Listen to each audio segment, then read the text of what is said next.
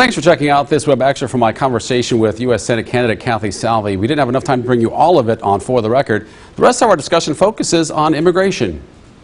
You address immigration on your campaign website as one of your priorities, specifically border security. Do you support a border wall, and what legislation would you pursue in this area? I think we need to give the Customs and Border Patrol what they want. Tammy Duckworth in this past year has voted against two of those measures. One of them was to deny $300 million in assistance, financial assistance that they asked for, that would have allowed for opioid and drug detection at the border to be supported. She voted against that, and she also voted for she has not voted to support Customs and Border Patrol officers, and I would support what the Customs and Border Patrol wants, and that would be a comprehensive initiative in order to secure our border. Because what do we have now? We have fentanyl coming over the border by the ton. We have human trafficking. And I asked Tammy Duckworth the other day in a debate, I asked her, do you agree that there is a crisis at the border, or do you agree with your Vice President Kamala Harris, who said that the border is secure? Well, we know over 3 million undocumented border crossers have come in since Biden took office, and this is a disaster.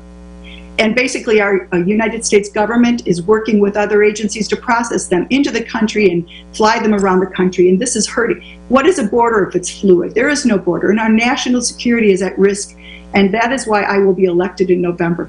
Because Tammy Duckworth has allowed and sat silent, and in fact, any type of border protection that it has come to a vote, she has voted against.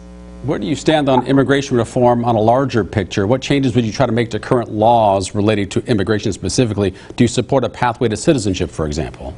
Well, interesting. She's the one who has served for 10 years, and look where we are after her failed leadership.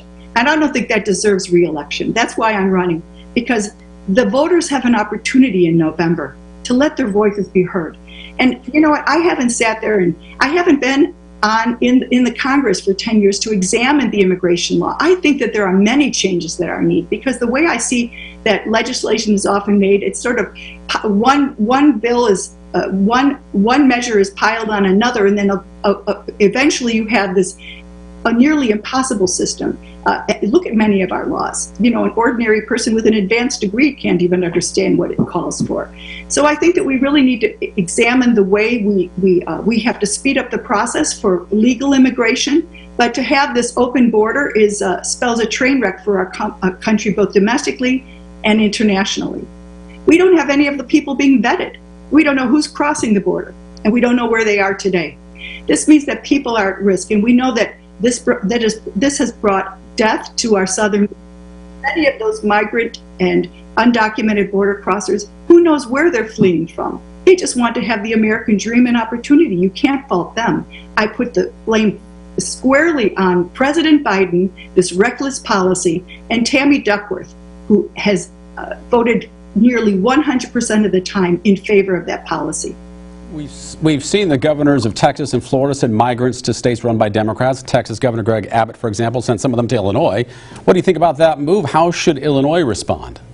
You know, it's interesting. I think it certainly got the issue into the news, didn't it?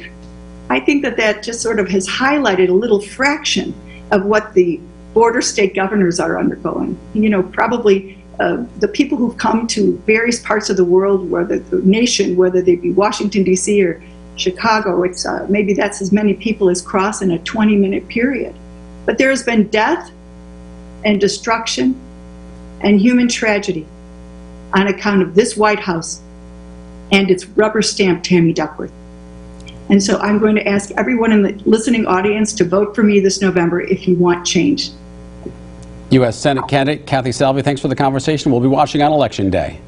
Thank you so much. Great to be with you, Jim.